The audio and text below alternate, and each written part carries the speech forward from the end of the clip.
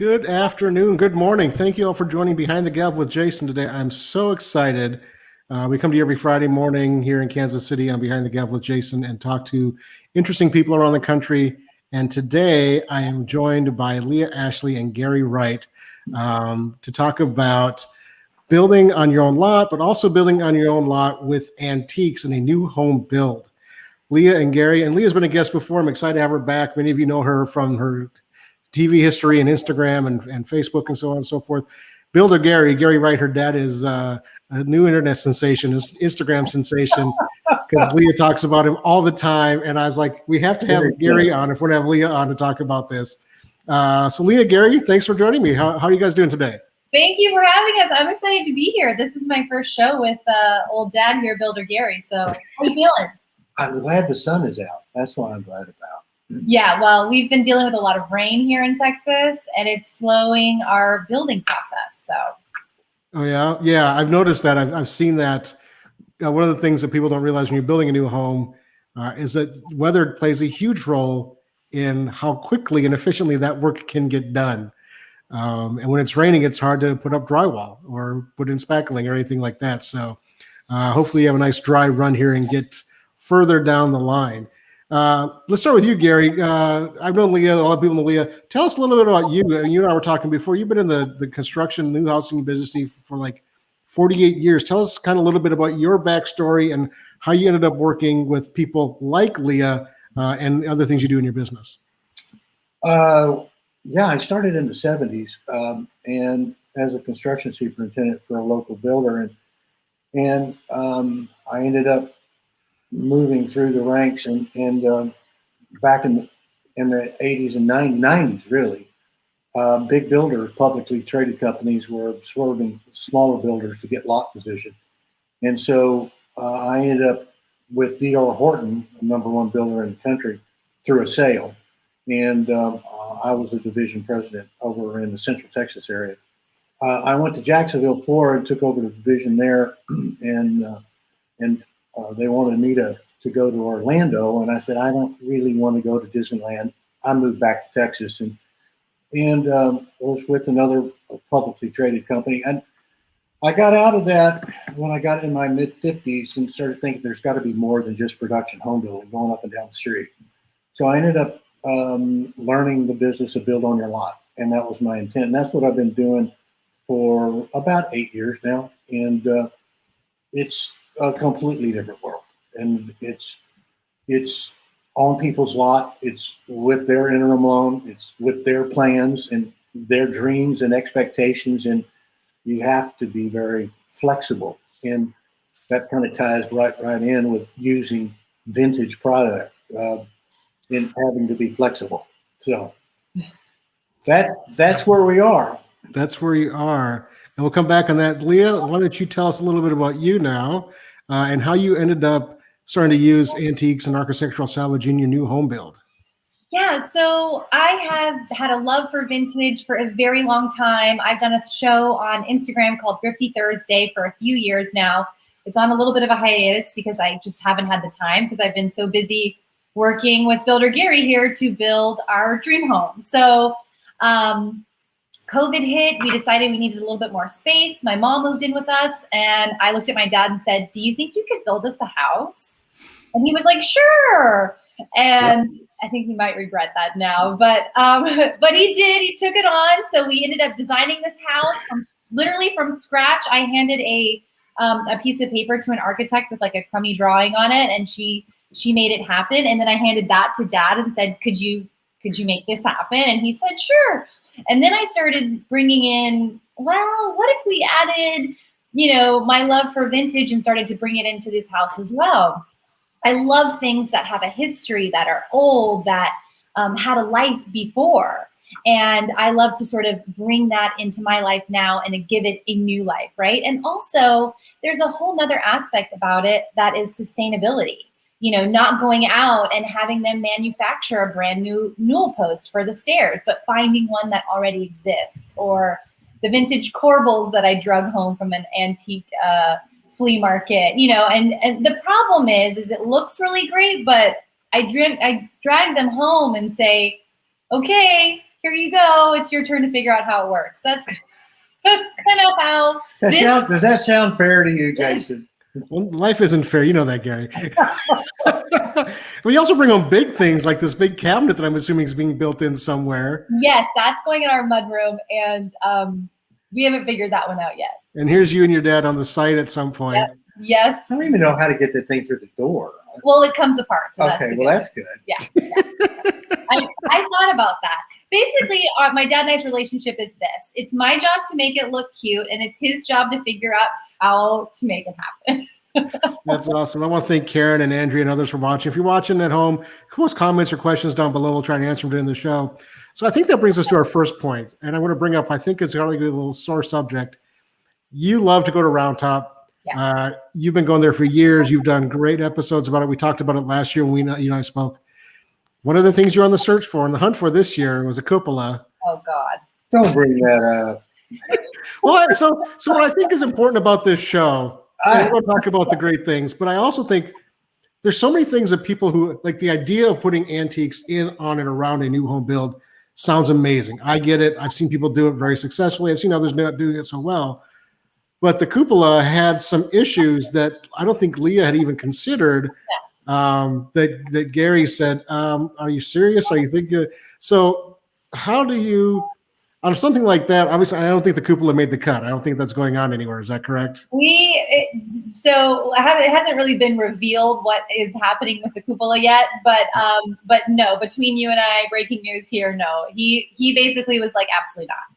He shot my cupola dreams down. That's the only one, by the way. That's the only one. So I'm curious about that. Why? What made that? And I have to apologize, Leah. I see your stories. I rarely have the sound on, so a lot of times I see things and I can tell something, the general. But I didn't listen to what was happening there in the conversation. It's okay. Yes. No. So I found this amazing cupola at Round Top, the antique show. And I even called the roofer. I was like, look, I have this idea. The plans actually do call for a cupola, but they call for a new one. Sure. So I was like, no way. I can find a used one that's way cooler, that has a better patina on it for much cheaper. So I did.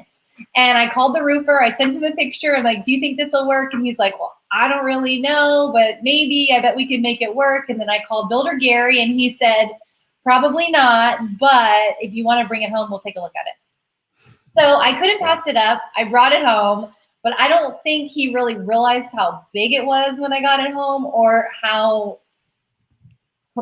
much work it needed.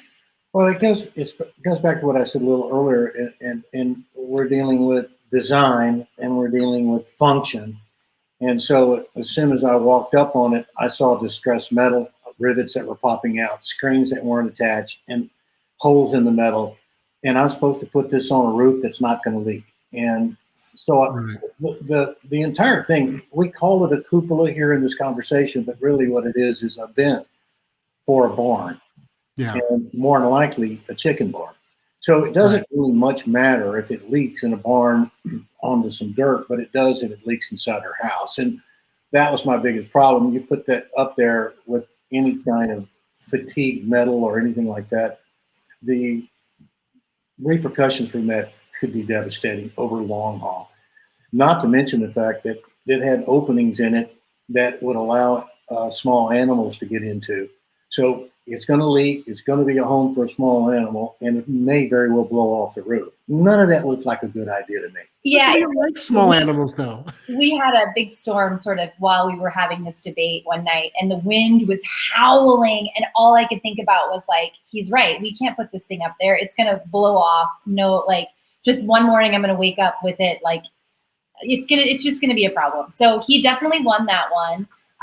But I saved you buckets and up in the room where it would drip, drip, drip. My husband was like the tiebreaker on that one. My husband got involved too. He's like, no, your dad's right. We can't do this. But I think that's a really good point, right? Like, I love bringing in these vintage items, but it's important to see, are they realistic? Is it going to work? Is it going to be structurally sound? If it's going to interfere with any of that, then it's just not worth it. And that is definitely something to really consider when thinking about bringing vintage into a new build. Yeah, so you said it's the only one that you've won, Gary. So I assume everything else she's brought home, you figured out some way to get it in the new build. Oh well, Um, that's a work in progress right now. I've got 7 sets of doors, and I'm not sure if they're It is 5 sets of doors. all that are. I haven't put a straight edge on them. I don't know that they're square, level, and bowed, but we're looking into that now. I'll get back to you. But they are so good. They look So so I have the fortunate capability of having some fairly good trim carpenters, and they're building specialty jams for these units. And my only comment to Leah has been just make sure that whatever you're getting, it's not warped, it's not damaged beyond repair, and look at it very critically. And don't just look at the patina and expect that we can overcome a warped door. If it's Right. not going to seal, then what do we do? It doesn't do me any good. Right. So I think the biggest thing I'm hearing from you, Gary, is to make sure that the piece that you were looking at putting into a new home build or any kind of work on retrofitting and using vintage antiques is make sure that it can perform the function that it was created to perform. Correct. And so let's, and you can always fix things to a degree, but a fixed door is never a good door and nowhere near as good as a new door, right? Well, the part about the vintage or the used or however you want to term it is that the product itself doesn't come with a warranty. So the door that she's buying is going to be something that she owns. We're going to try to make it work, but if it doesn't work, it really doesn't go back onto the builder. That was one of the big issues with that cupola is that thing leaked and there was no warranty on that. They could be spending tens of thousands of dollars. So you have to, whatever you buy to give to the builder to install, you own it, the builder doesn't. Yeah, we've had to sign waivers. Like, if this goes wrong, we're not responsible. And I'm like, okay, well. Right. And I wonder, going down the road, if, let's say you'd spent the time to get that cupola to what would be standard. The insurance company, if there's something happens 3, 4, or 5 years down the road, is probably going to say, we wouldn't insure for anything that happened with that. So I think what I'm hearing, and I think people watching this should know and think about is it's probably best to consider antiques and architectural pieces as decorative elements and or for interior pieces. Does that sound accurate? I think decorative pieces? Yeah. Absolutely. Yeah. The only like fireplace mantles, maybe even, and things like the only thing that I've used that's vintage that is like structural is the corbels that I bought, and you put them on the overhang off the Dutch door, which I'm very excited about. But I mean, they're sturdy. Right. Well, they are. So when somebody's out there looking at whether they're going to Round Top or the local architectural salvage space, we kind of talked about it a little bit, but what should somebody, and Leah or Gary, you can either one of you answer this one. What are like 3 things I should like say, oh, this is definitely a not used piece, or this is a can use piece? I mean, obviously condition is important, but when you're out there, Leah, what are you looking for other than that wow factor? You've got to get past that to the will it work factor. Yeah, is it going to function? And that's a great question. I think Dad nailed it on when he said about warping. You can look at something and it can look really great, but once you start inspecting the quality of the wood, it can be warped, it can be, termite damage or all of that. And definitely something to look out for. And another question I get a lot is about lead paint. Mm-hmm. Some of the pieces that I've brought in have old paint on them. And so one of the things I'm going to do is test them for lead paint. And you get like a little lead paint kit. And do you know anything about that, by the way? Yes, I know enough to let you try. We should probably do that. Yeah, lead paint's important. It's not, it is. But most paints can be sealed within, Yeah, right. So, but you want to know, right? You want to know so that you can take the precautions to make those adjustments and make them safe for your home, especially if you have kids, or animals or anything like that. So right. That's something to take into consideration. But I think just overall, like functionality, we are using I sourced a vintage kitchen island. It was mm-hmm. a French workbench out of some factory in France. And so it's epic. It's so epic. It's on my Instagram too. You guys can find it there. But it definitely needs a little bit of work. We've got to sort of sand and Yeah. Okay. All right. Yes, it needs some work. And bless him, he doesn't really understand. He doesn't totally get it. He's like, I don't understand why you wouldn't just let my cabinet maker make you a brand new kitchen island. Like, I don't get it. He doesn't understand the vintage thing, do you? I'm beginning to. Well, it costs more money to do vintage too, doesn't it? I mean, when it's all said, I mean, the cost of the piece is less, but the time that you spend to retrofit it, does it balance out? Is it cheaper? Is it more expensive, or is it both? It's a great question. It kind of depends on what you were going to have made new, right? There are situations where it can be cheaper, and there are situations where it can be more. In the case of my kitchen island, it probably will come out to about the same because I'm not doing a stone top on it. So we're saving money by not having to, pay for a granite or marble top and the fabricator to do that. But, the piece itself, it wasn't cheap. Those big vintage pieces aren't. It was probably about the same that the guys would make it for me. On the other hand, they do have to come in and, retrofit it and clean it up and all that. So that's going to be an extra cost too. So in our case, it's probably about even the cost of a new one versus a vintage one. And for me, I can just see those like Pinterest and Instagram pictures so perfectly in my mind, like all styled up, and like I can't get over it. Like it's gonna be so good. It's gonna be so good. Yes, it's going to be. You gotta keep one thing in mind. If it's a cabinet, though, can it hold the weight of what you're going to put on it? Well, I'm not buying vintage cabinets. Well, like kitchen cabinets. Yeah, but we have one in the bathroom that you're supplying. Oh yeah, well that's for dishes. Yes. Yeah. So he's talking about a little table that I want to use as a sink in our guest bathroom. Again, another round top find. It's a little farmhouse table. It's so cute.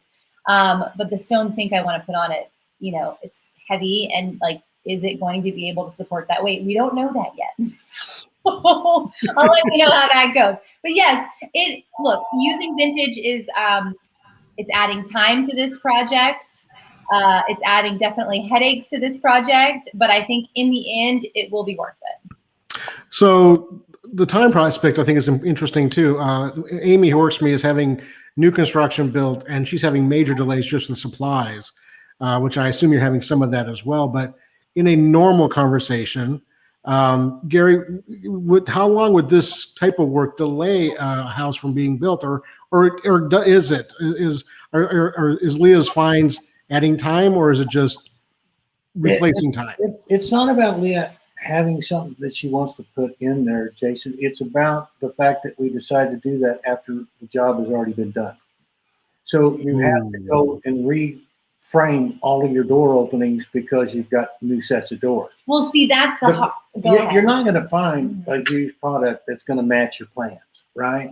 So if you're going to do this, you have to try to think about this a little bit further ahead than we have. And that's going to add to time because I got to bring a framer back, and he's going to have to knock stuff down and put it all back together to accommodate what she bought. Now, how would she ever know what size it was because she didn't have it? And that's the hard part about vintage, right? It's not like you just walk into a store or look at a catalog and go, I'll take that. It's really all about the hunt. I'm only going to look at 3.0 doors. Don't show me anything else but 3.0 doors. You can't do that. You get what you get, and then you have to modify to it. And the retro is where the time is. Yes. And that's I would imagine it's where we have to charge for time and labor and a change order and try to just keep it as low as possible. But in this particular case, she gets a credit for the door she's not using that was in the budget.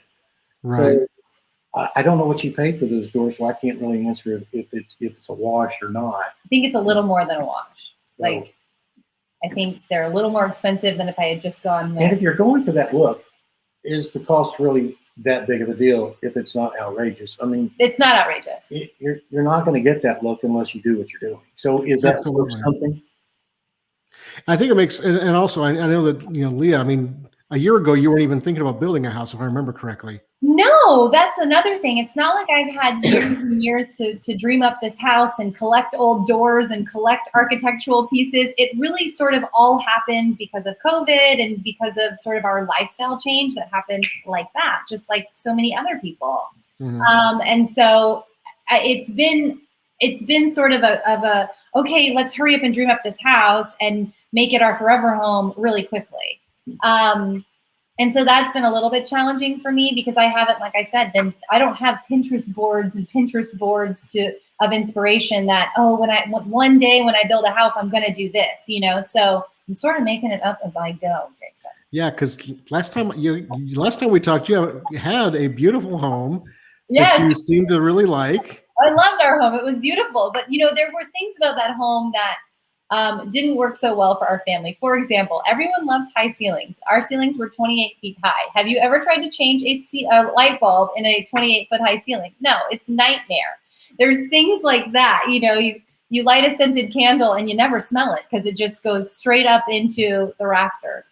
It was a stunning home, a beautiful home, but for longevity, as the children were growing, I could already feel that it just wasn't quite configured the way we needed it to be. And this home is much more like human scale. The rooms are not massive. The square footage is really thoughtfully, you know, used. And I really thought about how we would use each space in each room. So, and it's exciting to be able to pick everything. On the other hand, it's really overwhelming to pick everything. A lot of stuff in there. He sort of warned me. He's like, you have no idea what you're in for. I'm like, I run into it all the time. People, they're not prepared for this. It's a they go, oh my God, I did not know that I had to pick chimney caps. By the time they get to the end of the project, you know, I am so over this. Yeah. When can I move in? You know. Yeah.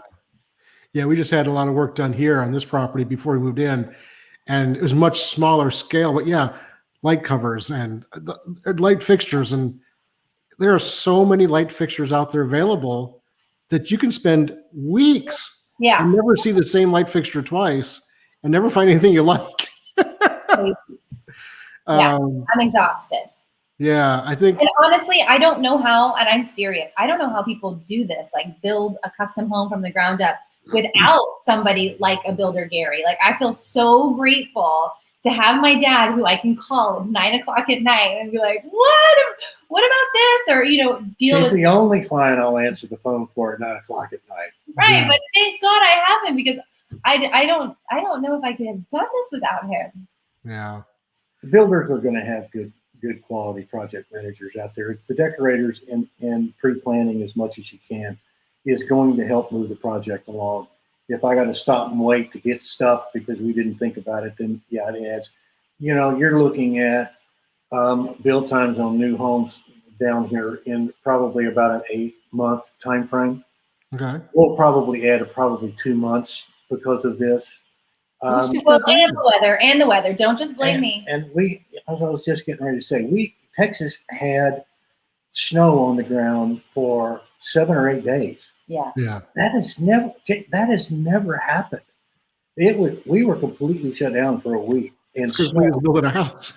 6 to 8 inches on the ground, white for over a week. And we've had some weird weather patterns this year. I don't know how it's doing in other parts of the country. I know it's really hot out there right now in the West, but you just have to take that in stride. So it gets a little murky about adding build time in vintage when all these other factors are in play. But my general answer would be, if everything is organized, it'll add a month or two to your schedule. The cabinet that she's buying, we'll have to take it apart. We'll have to get it in the house. We'll have to put it back together, and did a part break that came off when we took it apart to get in. I've had people say, this is the cabinet I want to use for my vanity, and that shows up at the job and it's all particle board. And I can't cut the shelf out of this thing and fall apart. Yeah. Not to mention put a granite top on it. By all means, don't lean on that. And so I keep going back again to the same thing. Vintage out, but make sure that the function is there. Yes, but one thing I will say. Or you're going to own something you can't do anything with. One thing I'll say is what you said about particle board. What I love about antiques and vintage pieces is that they have already survived for 100+ years, right? So they are quality materials, most of them. You know, they're sturdy. They've already lasted a long time. They're going to continue to last. So I feel good knowing that I'm not putting particle board in my house, you know, that I'm putting real wood, you know, something that's been around for a long time. Yeah, the cheap antiques aren't antiques, they're rubbish. Right. They're not being sold anymore. So I think also what I'm hearing is if you have the opportunity, if you're thinking about this, to plan ahead, like if you had bought doors before you decided to do this, it wouldn't have been as big an issue. But knowing what to look for in those doors is so important. Make sure they're square, and also understand that if you build those in, if they go out or when they go out, you have to redo your entire front door because that size doesn't exist anymore in a door. Correct. So if your doors break for every reason, you have to recreate the door or the door itself, or recreate the doorway, The door frame, which could be a problem in the future. This has been fun. What other things? So, Gary, I know you kind of want to leave your brothers working on. So you do this a lot. I mean, you work on new builds regularly. It's your How many job. houses are you working on right now? You have like 8 or something. I'm affiliated with River Hills Homes. Lee Baker is the owner, and he's an exceptional young man. And we do only about 12 to 15 houses. Most of them are in the 800 to 1.5 range. Mm-hmm. And they're all over the Central Texas area. Okay. So the general jest right now is we're like everybody else. Prices are going literally up overnight, so people say to me, "Man, this is a terrible time to build." And I'm going, if you see what I see, it's not, because I can buy lumber a week ago cheaper than I can buy lumber today. Now, is this going to stay this way forever? No, probably not.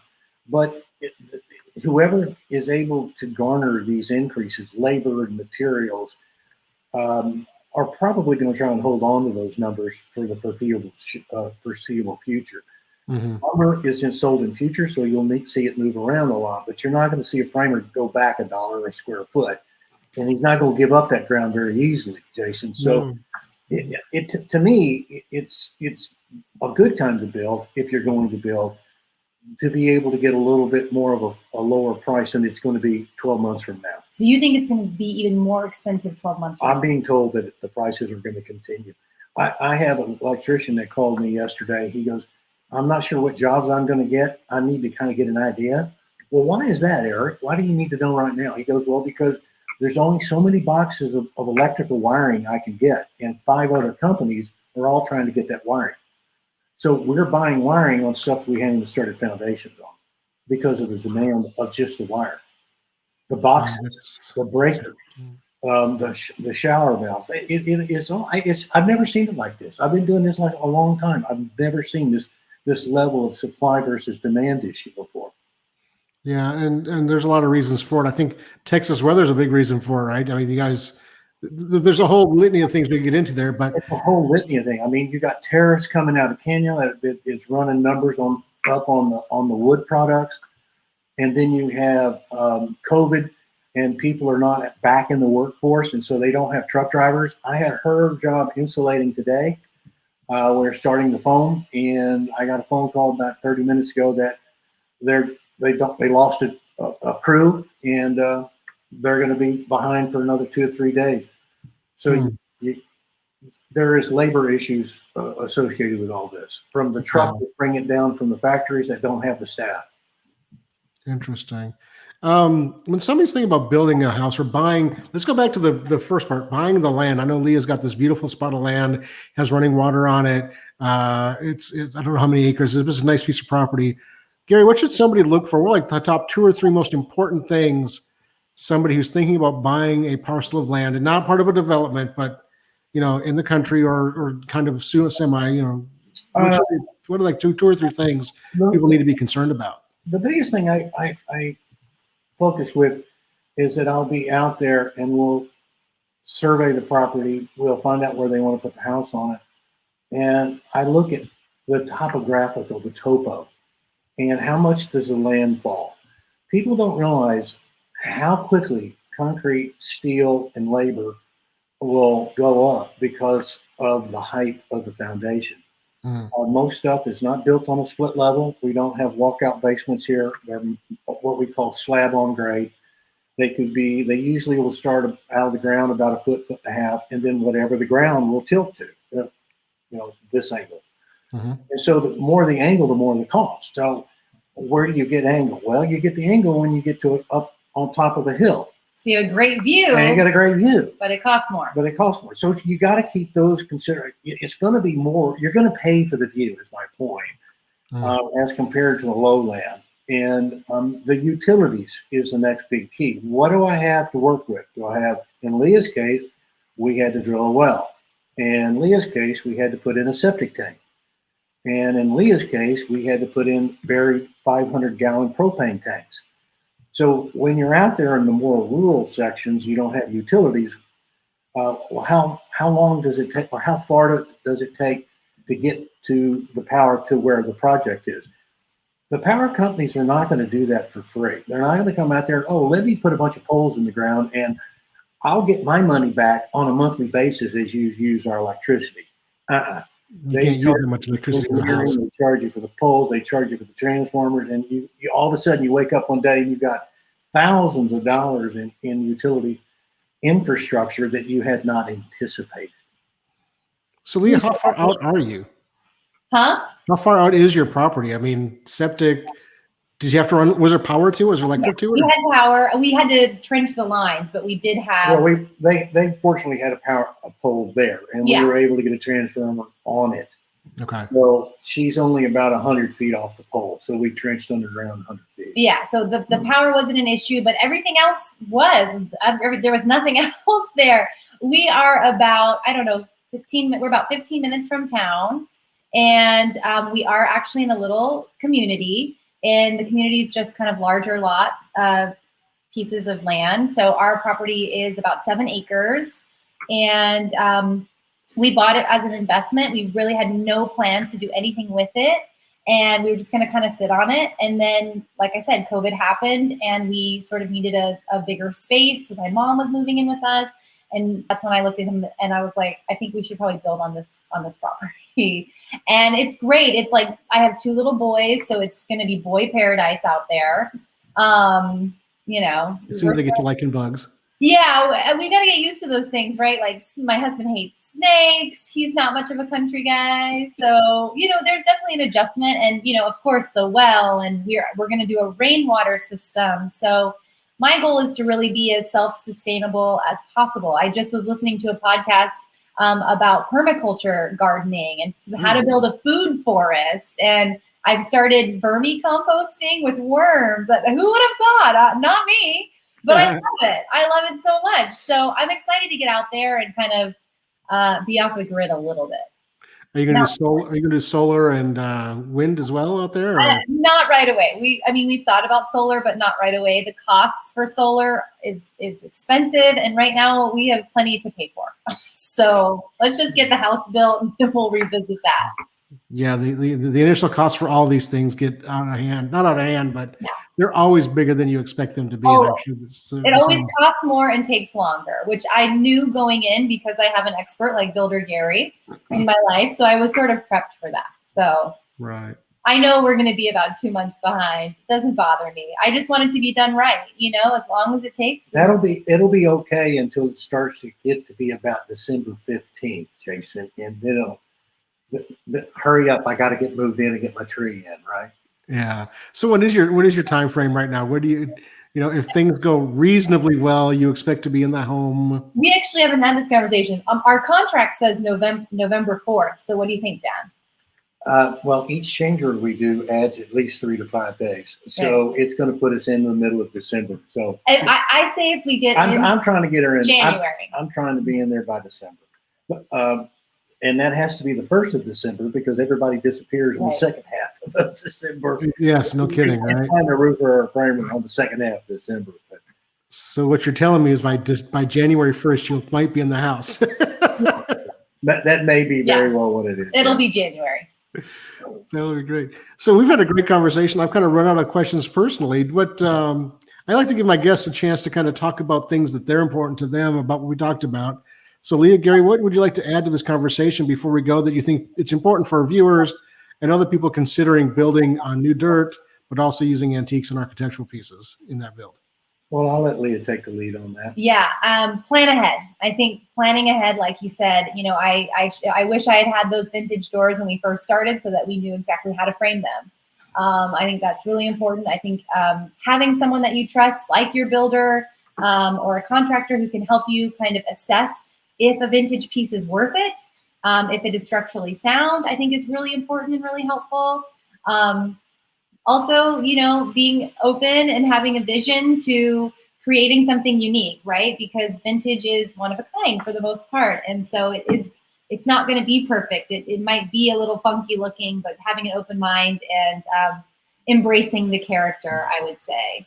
Do you have anything? Yeah, new construction that looks old. Yeah.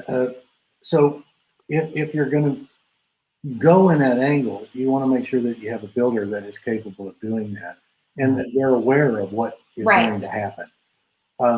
People don't walk in the door and go, look, I want this house to look 100 years old. They go in and buy a house and they expect it to look new.